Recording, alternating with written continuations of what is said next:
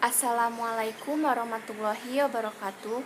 Perkenalkan, nama saya Zarani Ayuning Tias dari kelas 12 perawat. Di sini saya akan mengidentifikasi larutan asam basa dan perhitungan pH.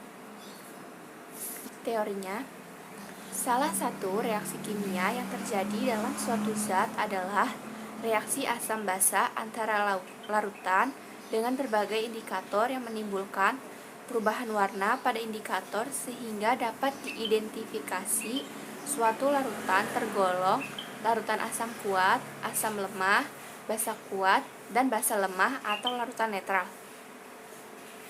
Berdasarkan derajat keasaman pH, suatu larutan dapat dianalisis kadar ion H+ atau OH dalam larutan sehingga bisa ditentukan molaritas larutan yang menunjukkan kepekatan larutan tersebut.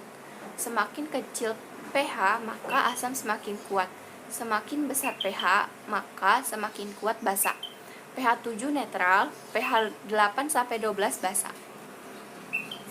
Sampel larutan pertama ada asam cuka, sampel larutan kedua ada aquades, sampel larutan ketiga ada soda api, sampel larutan keempat ada asam klorida, sampel larutan kelima ada amonia. Alat dan bahan. Yang pertama ada sampel 6 larutan dalam gelas kimia yang diberi label 1-5. Yang kedua ada plastetes 2 buah. Yang ketiga ada penoptalin. Yang keempat ada lakmus merah dan biru. Yang kelima ada ekstrakol ungu. Yang keenam ada ekstrak kunyit. Yang ketujuh ada pipet tetes 5 buah. Yang kedelapan ada indikator universal. Yang ke-9 ada lab tisu. Yang ke-10 ada batang pengaduk. Yang ke-11 ada 2 rak tabung reaksi. Indikator lakmus merah, gelas pertama berubah menjadi biru. Gelas kedua tidak berubah, tetap merah. Gelas ketiga berubah menjadi warna biru. Gelas keempat tidak berubah, tetap merah. Gelas kelima tidak berubah, tetap merah. Indikator lakmus biru, gelas pertama tidak berubah, tetap biru. Gelas kedua berubah menjadi merah. Gelas ketiga tidak berubah, tetap biru. Gelas keempat berubah menjadi merah. Gelas kelima tidak berubah, tetap biru.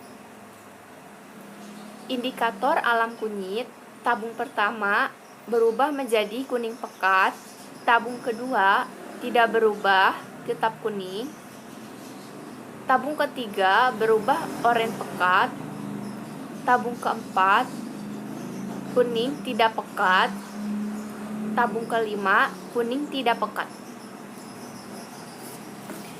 Indikator alam kol ungu, tabung pertama hijau tidak pekat, tabung kedua merah, tabung ketiga hijau pekat, tabung keempat merah tidak pekat, tabung kelima merah tidak pekat.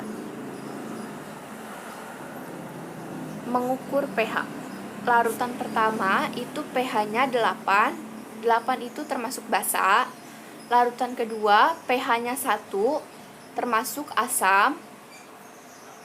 Larutan ketiga pH-nya 11 termasuk basa. Larutan keempat pH-nya itu 3 termasuk asam. Larutan kelima pH-nya 6 termasuk asam. Penoptalin. Gelas pertama berubah merah tidak pekat. Gelas kedua tidak berubah, tetap bening. Gelas ketiga berubah merah pekat. Gelas keempat tidak berubah, tetap bening. Gelas kelima tidak berubah, tetap bening. Kesimpulan percobaan sampel larutan asam basa. Kertas lakmus merah ketika dimasukkan ke dalam larutan asam warnanya akan tetap merah. Sedangkan kertas lakmus biru ketika dimasukkan ke dalam larutan asam warnanya berubah menjadi merah.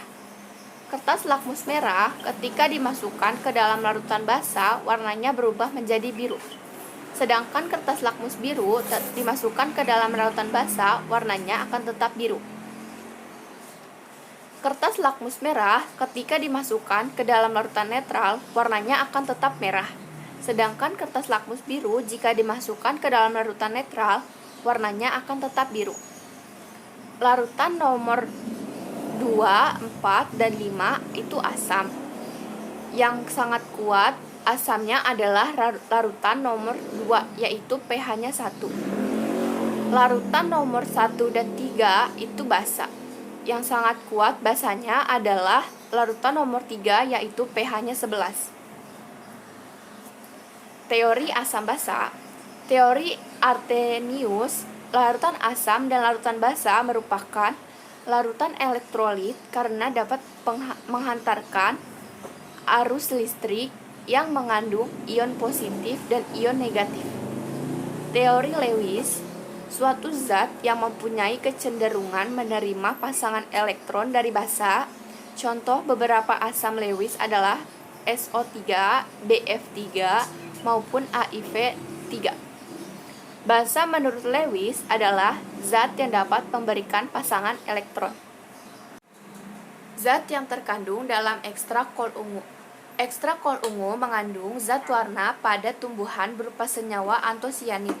Antosianin merupakan senyawa organik yang mempunyai kestabilan rendah pada suasana netral dan basa. Yang terjadi jika makanan dan minuman yang kita konsumsi tidak sesuai pH tubuh. Jika pH yang dikonsumsi tidak sesuai dengan pH tubuh, dapat menyebabkan kematian. Fase asidosis dan fase alkalosis dalam tubuh. Fase asidosis adalah kondisi yang terjadi ketika kadar asam di dalam tubuh sangat tinggi. Fase alkalosis adalah kondisi darah dalam tubuh mengandung terlalu banyak basa alkali. Manfaat mempelajari pH dalam kehidupan sehari-hari. Manfaat pembelajaran pH yang dapat kita ambil yaitu agar kita dapat mengetahui makanan dan minuman yang bersifat asam, basa, dan netral. Untuk mengetahui kadar pH makanan atau minuman yang kita konsumsi untuk tubuh. Karena sangat penting untuk mengetahui pH makanan dan minuman yang akan kita konsumsi. Untuk pH standar yang kita konsumsi adalah pH 7, tidak kurang dan tidak lebih karena akan mempengaruhi kesehatan tubuh. Dengan menggunakan rumus POH sama dengan min log OH dan pH sama dengan 14 dikurang POH. Maka berapakah molaritas larutan NaOH yang mempunyai pH 13? pH NaOH sama dengan 13. pH sama dengan 14 dikurang POH.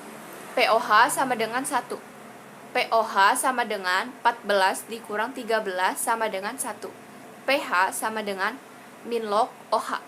1 sama dengan min log OH. OH sama dengan 10 pangkat min 1.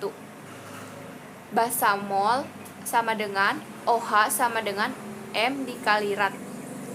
10 pangkat min 1 sama dengan M dikali 1 sama dengan M sama dengan 0,1 M. Terima kasih. Wassalamualaikum warahmatullahi wabarakatuh.